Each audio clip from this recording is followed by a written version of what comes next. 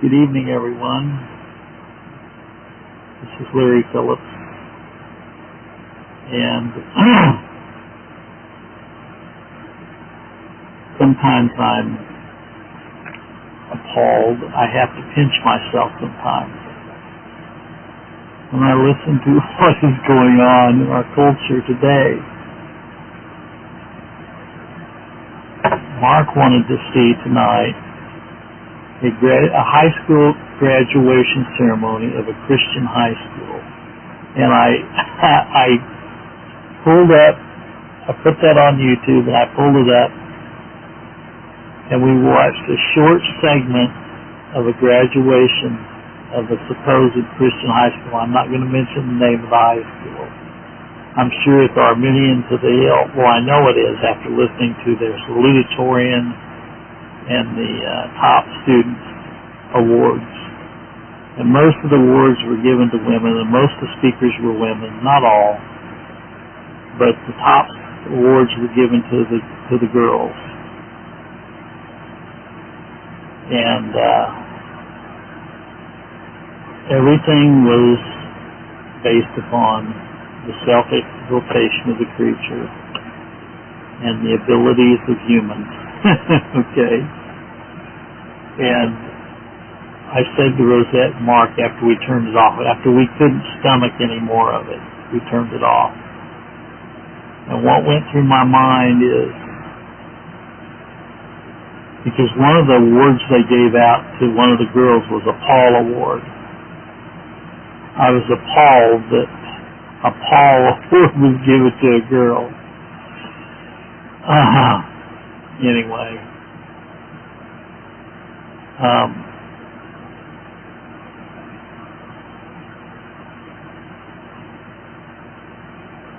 the only word I can think of is humanism. Humanism. The exaltation of the creature. Sometimes Satan comes to me and says, just look at you. Look at you, Larry. You know, you have no true friends. All your family's abandoned you. You have a disabled child. I love you, Mark. You have a disabled child. You're a total failure, Larry Phillips. That's what Satan says to me, you know. How many people have called you today, Larry, and encouraged you today? Well, I will tell you that sometimes the people that seem to be your most encourager, greatest encourager, can end up being the greatest challenge, put it that way, in your life. Just think about people that you have run into that you felt were great encouragers. Where are they in your life today? Where are they? You know?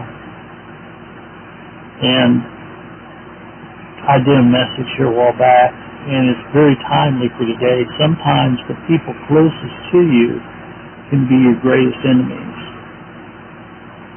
In fact, in the real world out there, I'm not saying I'm not living in the real world. I'm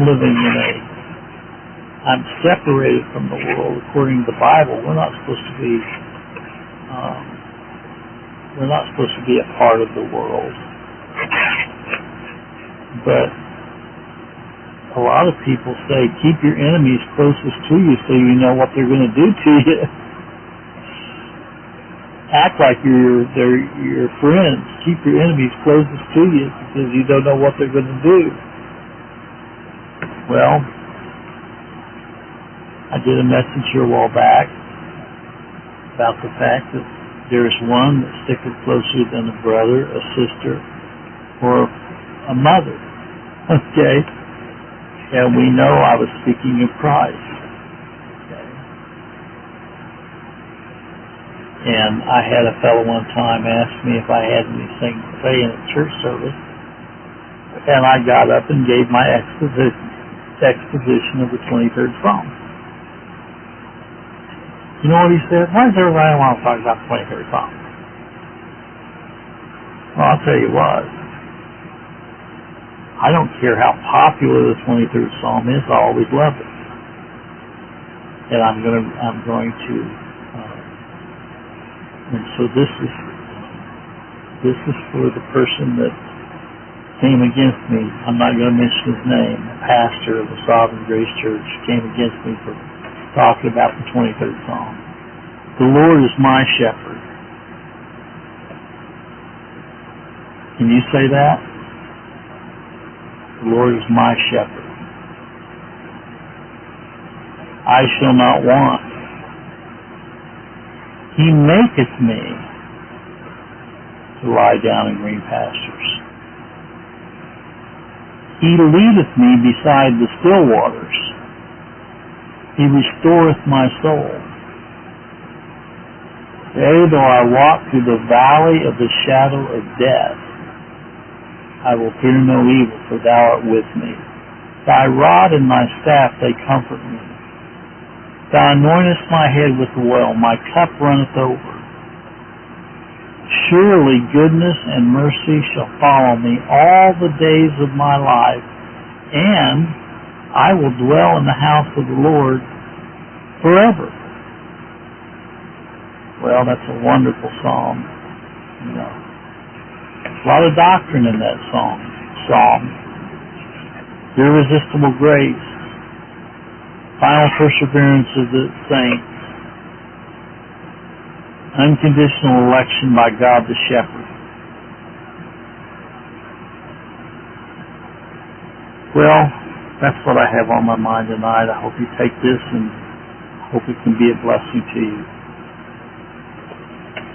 May the good Lord be with you this week, and always realize that if we're one of His sheep,